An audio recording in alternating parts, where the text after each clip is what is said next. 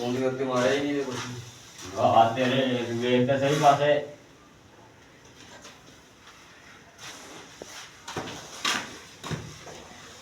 वाह वाह ये खराब हो गया।